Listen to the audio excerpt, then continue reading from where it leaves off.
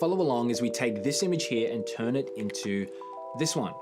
To start with, you want to grab a preset. Today we're using Vibrant Portraits, which is from my New Day collection on my website that you can go and grab if you'd like to. And we go to basic, and this has kind of already been adjusted for us. We're going to boost the shadows a little and the blacks, and then maybe bring the shadows back down a little bit until our exposure overall is okay. And our greens are a little bit green, so we're going to introduce a little bit of pink.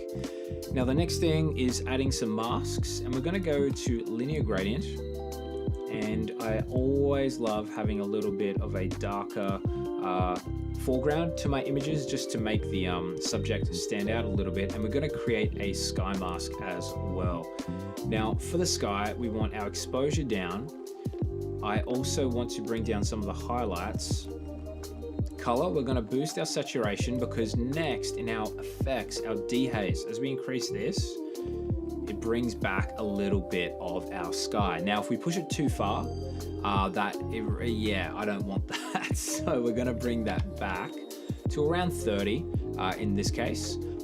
Just something that kind of balances well, and it's a little bit dark.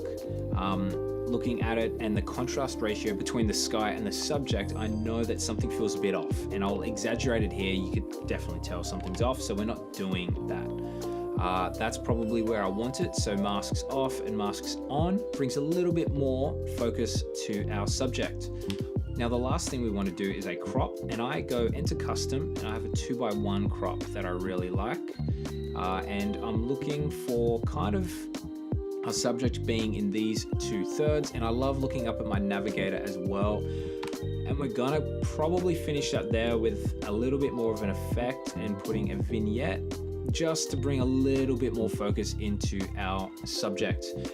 And after that, I'm pretty happy. So we have our before, and now we have our after.